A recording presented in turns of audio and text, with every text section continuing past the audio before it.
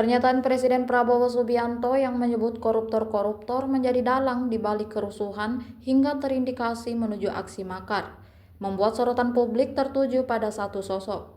Si Raja Minyak Riza Khalid yang kini menjadi tersangka kasus korupsi minyak di Pertamina disebut-sebut sebagai donatur aksi. Apalagi setelah beberapa menteri Prabowo terang-terangan menyebut Riza Khalid sebagai mafia migas. Di unggahan Instagramnya, Menteri Kelautan dan Perikanan Sakti Wahyu Trenggono menyebut Riza Khalid sebagai mafia yang merongrong kekayaan negara. Karena keberanian Presiden Prabowo lah praktik mafia migas yang selama ini dianggap sulit bisa disentuh.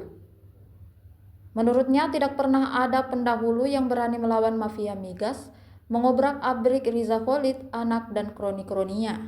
Apalagi Prabowo dikatakannya tidak hanya mengguncang masalah mafia migas, tapi juga korupsi di BUMN hingga persoalan tentim atau bonus korporat yang nilainya tidak masuk akal. Pernyataan senada juga datang dari Menteri Perlindungan Pekerja Migran Indonesia, Abdul Qadir Karding. Menurutnya di saat Presiden Prabowo mulai membuka, melakukan bersih-bersih justru serangan semakin tajam berdatangan. Langkah Prabowo pun mendapat perlawanan dari pihak-pihak yang selama ini diuntungkan, namun terganggu akibat aksi bersih-bersih itu. Ia menegaskan bahwa dirinya berdiri di belakang Presiden untuk memastikan agenda reformasi tersebut tidak terhenti. Hari ini merasa terpanggil harus nengok petugas-petugas kita, prajurit-prajurit kepolisian yang cedera.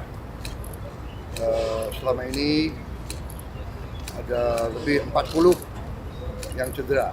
40 berapa? 43 yang cedera.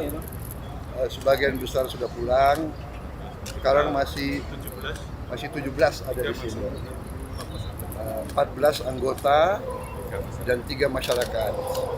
Satu adalah perempuan yang mau ke pasar naik motor, dipatahkan pahanya dan motornya diambil oleh katanya demonstran atau apa, dia jelas ini perusuh ya. Yang lain ada yang kena, saya sudah tengok 14, saya sudah tengok 13 di atas, ada yang berat kepalanya sampai harus operasi apa itu namanya, tempurung ya. Operasi tempurung kepala diganti sama titanium. Ada yang tangannya putus dan sebagainya. Alhamdulillah dapat disambung lagi. Ini saya mau nengok yang paling parah, ginjalnya diinjek-injek sampai rusak.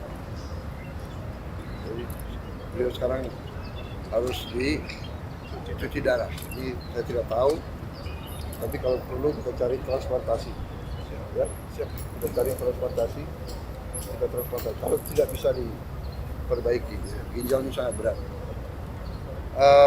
Saya sampaikan ke Kapolri, saya minta semua petugas dinaikin pangkat luar biasa karena bertugas di lapangan, membela negara, membela rakyat, ya kan, menghadapi anasir-anasir. Kalau demonstran murni yang baik justru oleh aparat harus dilindungi. Hak menyampaikan pendapat dijamin oleh undang-undang. Tapi ada ketentuannya. Demonstrasinya harus damai. Harus sesuai undang-undang. Jadi undang-undang mengatakan kalau mau demonstrasi harus minta izin dan izin harus dikasih dan berhentinya jam 18.00. Di banyak tempat saya dapat laporan datang truk-truk, di situ ada petasan-petasan yang berat, yang besar, dan ini anggota banyak kena petasan. Ada yang terbakar leher, ada yang terbakar paha.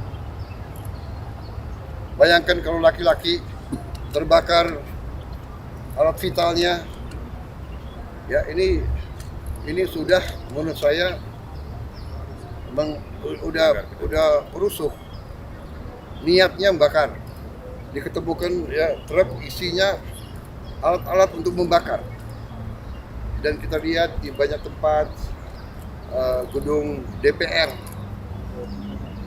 gedung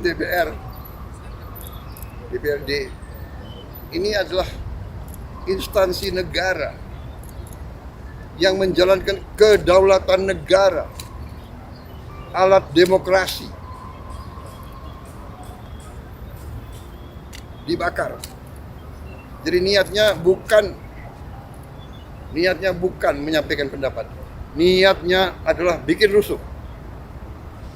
Niatnya adalah mengganggu kehidupan rakyat. Niatnya adalah menghancurkan upaya pembangunan nasional untuk menghilangkan kemiskinan. Pemerintah kita berjuang keras untuk membela rakyat kecil. Pemerintah saya, semua program saya untuk membela rakyat kecil. Saya kumpulkan semua pengusaha besar, saya katakan kamu sudah besar, kau kerja. Dan kalau kau kerja dengan baik, kau penting. Berarti kau menciptakan lapangan kerja. Saya harus urus yang paling lemah, yang paling miskin. Semua program saya bisa dilihat. Dan sudah mulai hasilnya. Tapi ada sekelompok orang ini yang kita lihat itu terencana ini. Datang ke suatu tempat, bukan berasal dari situ, mau membakar, mau merusak, dan menciptakan amarah rakyat, menyerang. Ya, jadi ini keprihatinan saya, tapi tidak ada masalah, kita akan tegas. Saya dipilih oleh rakyat, saya punya mandat dari rakyat, saya disumpah menjalankan undang-undang dasar dan akan saya jalankan. Saudara-saudara, saya datang karena polisi kadang-kadang ya namanya menegakkan hukum, kadang-kadang ada yang khilaf, kadang-kadang ada keterpaksaan.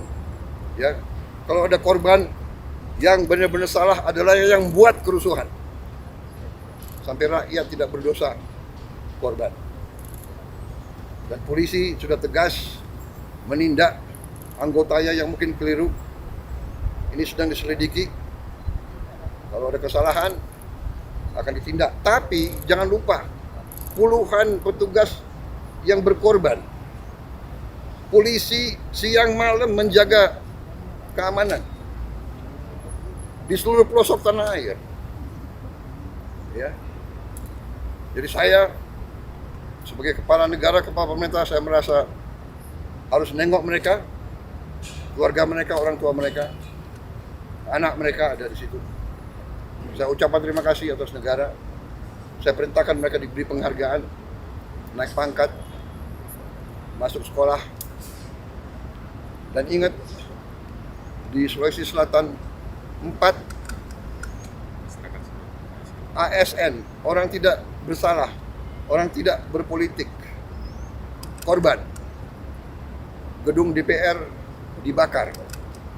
Ini tindakan-tindakan makar ini. Ini bukan penyampaian aspirasi, ya. Jadi semua aparat negara akan selidiki siapa yang bertanggung jawab, ya. Saya menduga kita sudah ada indikasi-indikasi dan kita akan tidak ragu-ragu. Saya tidak ragu-ragu membela rakyat. Saya akan hadapi mafia-mafia yang sekuat apapun saya hadapi atas nama rakyat. Saya bertekad memberantas korupsi. Sekuat apapun mereka.